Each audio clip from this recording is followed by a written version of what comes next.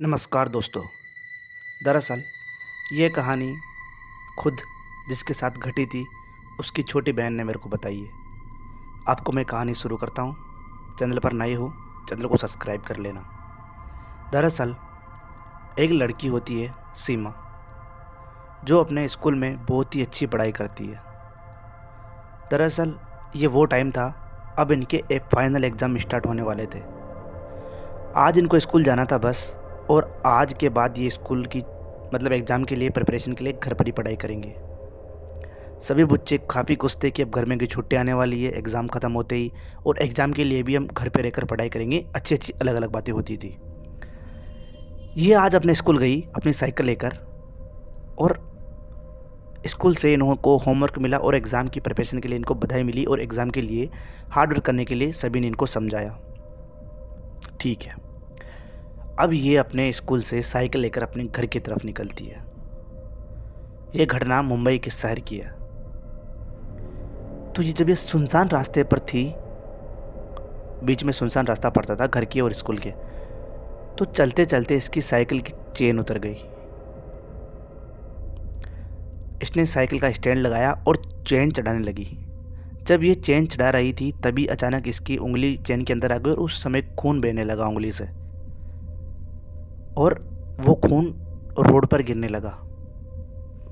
ये चेन चढ़ाई रही थी, तभी उसी समय पीछे से एक बहुत ही भारी आवाज़ आती है। क्या हुआ? ऐसी बहुत ही भयानक आवाज़ आती है। 15-16 साल की लड़की डर नहीं गई तो क्या करेगी?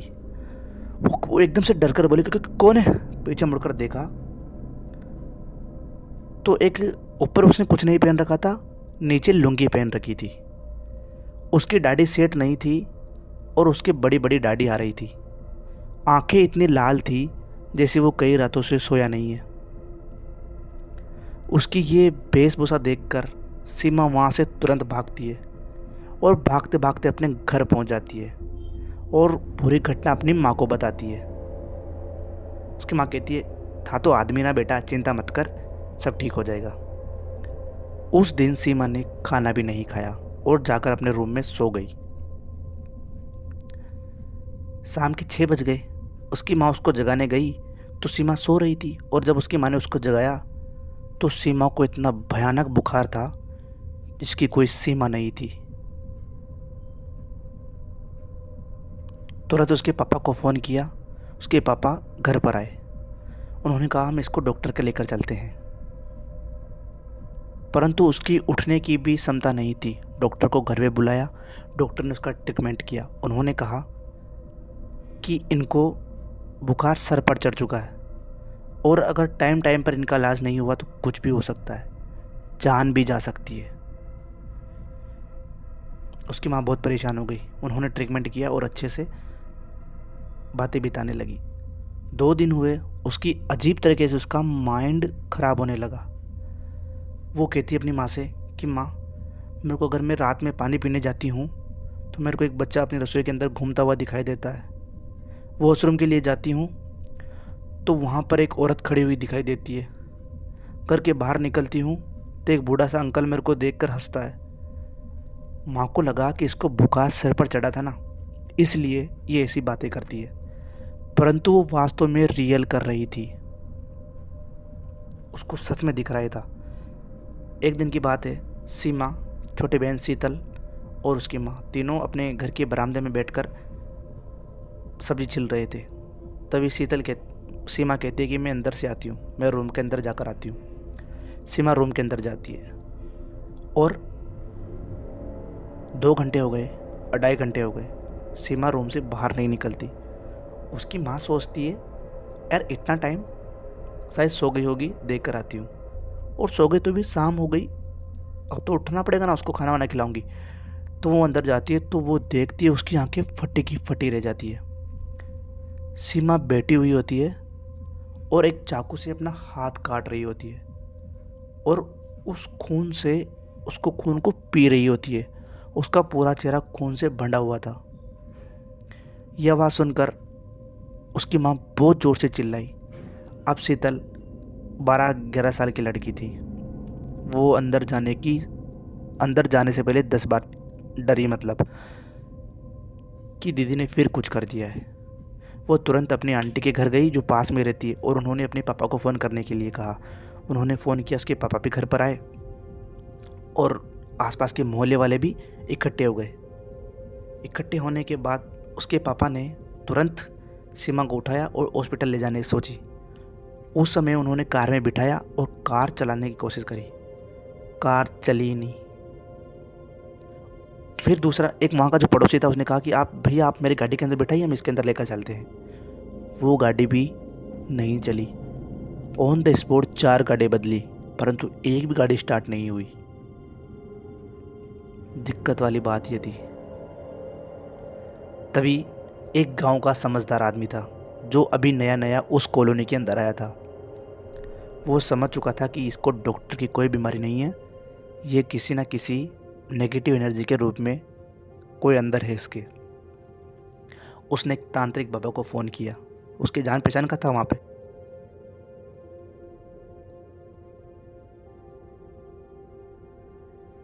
तांत्रिक बाबा थोड़ी देर बाद उस कॉलोनी के अंदर आ गए। उस लड़की को और उसके घर वालों को अंदर बिठाया। बाबा ने उनके घर वालों से कहा कि इसके हाथ पे पट्टी बांध दो। घर वालों ने उसकी पट्टी बांध दी। पट्टी बांधने के बाद बाबा ने थोड़ी देर तो उसको घूरा, उसके ऊपर बबूत फेंकी, परंतु उससे कुछ भी असर नहीं हुआ। फिर बाबा ने चावल पड़े, हाथों में चावल लिए और कुछ मंत्र पड़ा, उसके ऊपर फेंका। फिर जाकर वो लड़की बोली, तू कुछ नहीं कर सकता, मैं इसको लेकर जाऊंगी। फिर बाबा ने 2 अगरबत्ती निकाली अपने झोले से, अपने बैग के अंदर से, और लगाकर उसके ऊपर 7 बार चावल को फेरा और फिर उसके ऊपर फेंका। फिर वो बोली, तुझे क्या चाहिए, तू अपने काम से काम रख, बस लेकर जाऊंगी तो लेकर जाऊंगी इसको। बाबा ने कहा, इतना बड़ा मुंबई, उसके अंदर तुझे यही लड़की क्यों मिली? फिर उसने कहा, यही लड़की नहीं, इसकी मुझे काफ़ी दिनों से इंतज़ार था। इस जन्म की बात नहीं है, पिछले जन्म की बात है। ये अपने घर वालों के साथ बाहर जा रही थी कार के अंदर, इनका भयानक एक्सीडेंट हुआ था। माँ पिता तुरंत ऑन द स्पॉट मर गए थे, इसकी थोड़ी सी जान रह रही थी। मैं वहीं भटक रही थी। इसका खून जब मैंने झाँका, यानी कि इसका खून पिया, तो इसका खून इतना स्वादिष्ट लगा कि मेरा मन उसी समय कि इसके अंदर चली जाऊं। परंतु दिक्कत ये थी कि ये मर चुकी थी उस समय। और तेरे को बता दूं, इसके अंदर मैं ही नहीं, इसकी माँ भी है। ये कहकर वो लड़की बेहोश हो गई। फिर बाबा ने वापस मंत्र पढ़े और उसकी माँ को बुलाया जो उसके शरीर के अंदर थी। उसने कहा, ये मेरी बेटी है, मैं काफ़ी दिनों से इसका इंतज़ार कर रही थी, अब मैं इसको लेकर जाऊंगी, कुछ भी हो जाए। फिर जो सीमा की रियल माँ थी, जो इस जन्म वाली, वो रोने लगी और उसने हाथ जोड़े। उसने कहा कि आपकी बेटी तो उस समय छिन गई थी, मतलब आपकी बेटी उस समय छिन गई तो आपका ये हाल है, और मेरी बेटी तो मेरे सामने आप ले जाओगे तो मेरा क्या होगा? इसके बिना मेरा पूरा परिवार ख़त्म हो जाएगा, इसके बिना मैं मर जाऊंगी। ये कहकर वो रोने लगी। उसके बाद वो लड़की बेहोश हो गई, सीमा बेहोश हो गई।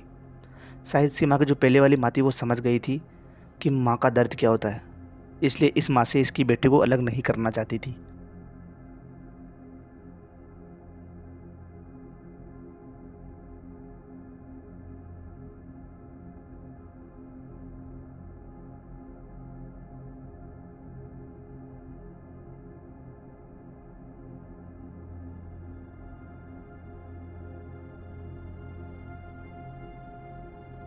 फिर तांत्रिक बाबा कहते हैं, तो एक काम कर, यहाँ से मुंबई से थोड़ी दूरी पर एक शिव मंदिर है, वहाँ पर जाकर इसके लिए पूजा करवा और पंडित जी से इसके बारे में बात करना।